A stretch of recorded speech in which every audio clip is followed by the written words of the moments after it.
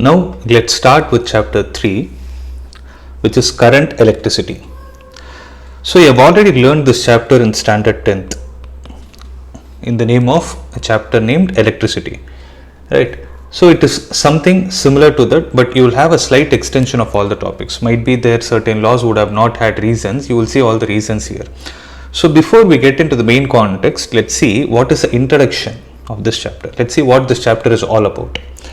Now, if you see the term electricity, see, one common mistake that always happens is whenever students see electricity, they think that charges are in motion. So electricity doesn't mean charges in motion. Electricity just means charges. If you add the term current before that, that means motion.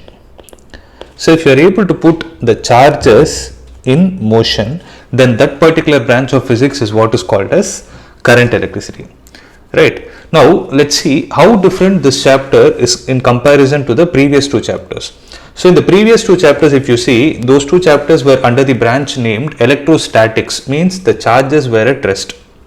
Whereas here the charges are going to be in motion. So this branch of physics is called as electrodynamics.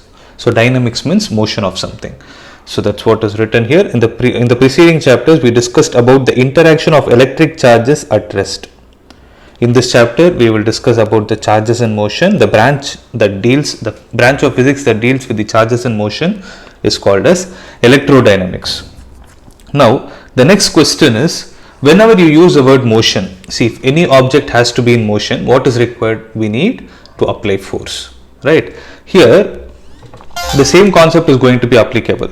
So if you have a conductor, in that conductor, if you want to make the charges flow, then we need to apply the potential difference. So this term is not new to you. So we need to apply potential difference across the ends of a conductor so that you can ensure that the charge always flows from higher to lower potential, which is called as electric current. We will see the technical definition of it later. As of now, let's try to understand what this chapter is all about. Now the next point is, you can make the current flow through the conductor as long as the potential difference is applied. Once you remove the potential difference, there is not going to be any charge that is flowing through the conductor. Now we will see what is discussed in this chapter. So in this chapter, what we are going to see is, we will analyze how to solve electric circuits. So the term electric circuits is not new to you. You would have seen in your 10th grade. So we would see how to analyze circuits, and we'll examine some practical applications of the circuits. See, there are certain laws which we will discuss, which will make us understand how to apply them in a practical way. So before we discuss about electric circuit, it is important for us to understand the basic properties of electric current. So we will see all those basic properties also. So the next subtopic is going to be about the electric currents.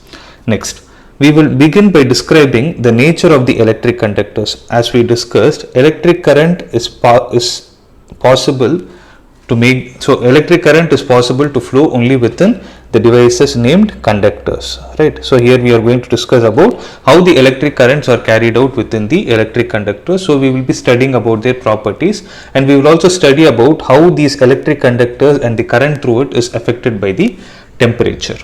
Next, so in addition to all these electric currents, we discussed about potential difference, right? So who is going to provide the potential difference? It is the batteries. So what we will do in this chapter is, we will study about certain properties of batteries also. We will see what will happen when you charge a battery, what will happen when you discharge a battery, and how these batteries connected across the ends of a conductor will cause the electric current to flow through them, and also the energy transfer in the circuit. Why we are talking about energy transfer is because there is some motion taking place. So there is some kinetic energy associated with the particles.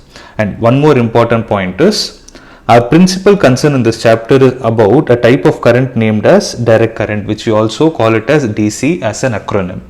So it is direct current in which the current does not change with respect to time.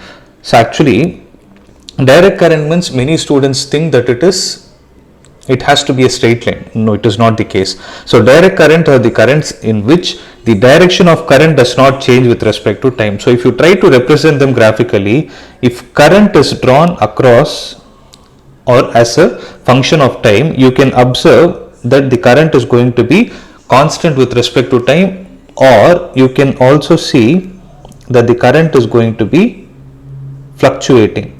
So just because it is fluctuating, it doesn't mean it is not DC. It is DC because all the current is assigned in the positive direction of the graph. So this type of current can also be called as unidirectional current. So in this chapter we will concentrate only upon unidirectional current. So generally bidirectional current is called as alternating current, that we will discuss in chapter 7.